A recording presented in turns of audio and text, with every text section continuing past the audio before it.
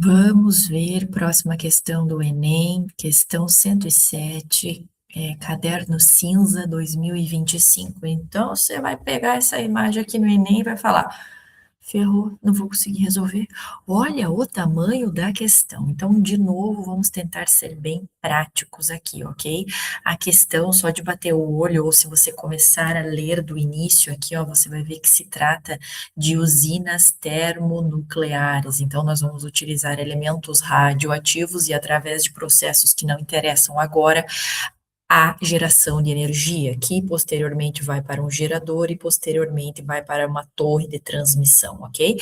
Então, o objetivo de uma usina termonuclear é a geração de energia, da mesma forma que uma usina termoelétrica, ok? Então, estamos falando aqui de usinas nucleares. Legal, legal. Saiba que para o bom funcionamento de uma usina nuclear, nós precisamos de água e bastante água. Para quê? Para resfriar este gerador que lá dentro vai ter os componentes radioativos, elementos radioativos, né? Então a água precisa circular lá por dentro para fazer este resfriamento, que é basicamente o que está sendo mostrado aqui, ok? Então, nós pegamos a água de um ecossistema aquático, logicamente, introduzimos no sistema, fazemos o resfriamento e esta água depois volta para o mesmo local da onde veio.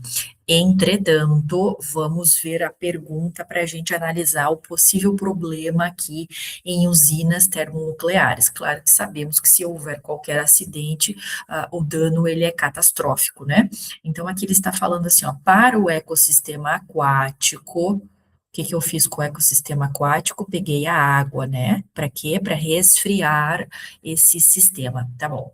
A ineficiência do sistema de água de refrigeração, ou seja, pensa que eu peguei a água aqui numa temperatura X, passei para resfriar o meu sistema e esta água ela sai quente, óbvio, praticamente fervendo, né? Eu preciso resfriar esta água novamente e depois devolver ao local de origem, se for o caso, ou ficar utilizando esta água.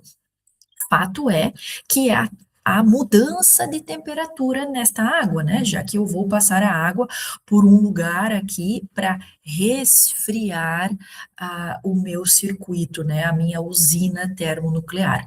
Portanto, eu quero saber qual é a consequência se este processo de resfriamento, né, de água estiver ineficiente. O que vai acontecer lá no ambiente aquático. Então, se eu estou falando de água, que foi a água que eu peguei e agora eu vou devolver, eu não posso estar falando de gases, né? Primeiro, que não tem nem gases aqui na usina termonuclear. Segundo, que não tem nem combustível na usina termonuclear. Nós vamos gerar energia. Como? Com componentes radioativos, ok? Se você olhar o desenho, nem estamos falando também a respeito disso, ok? Nós estamos falando da água, tá? Outra coisa, liberação de elementos radioativos. A hora que isso acontecer, foge, porque a usina vai explodir, né? Então, de novo, vamos ver a origem da pergunta. A pergunta está falando da água. Então, a água não se relaciona com nem poluentes, nem contaminação de combustíveis e nem radioatividade. Nós estamos falando única e exclusivamente da água, certo? Então, o que que tu precisa pensar e já pode gravar aí na sua casa? Toda vez que a temperatura for elevada, o gás oxigênio pode ser como exemplo, o gás carbônico, ele tem dificuldade de se misturar no líquido. É a mesma coisa quando tu compra um refrigerante, não é?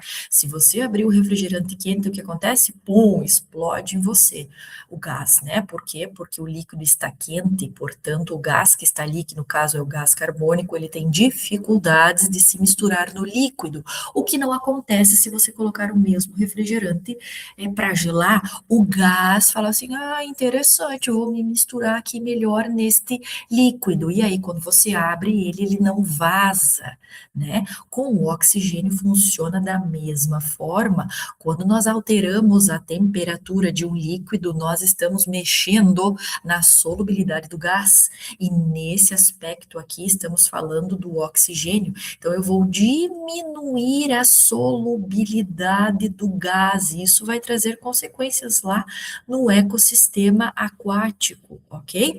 A diminuição do pH aqui até pode acontecer, tá? Mas é de maneira praticamente irrisória, irrisória, tá? O grande impacto aqui, sim, sempre vai ser a solubilidade de um gás. Então pensa, gás gosta de lugar com temperatura mais baixa. Por quê? Porque a tendência deste gás em se misturar com o líquido é maior. Quanto maior for a temperatura, menor é a solubilidade do gás. Lembre sempre do refrigerante que estoura quando está quente no mercado ou quando está gelado. Isso não acontece, ok? Então, essa questão, o gabarito é letra E.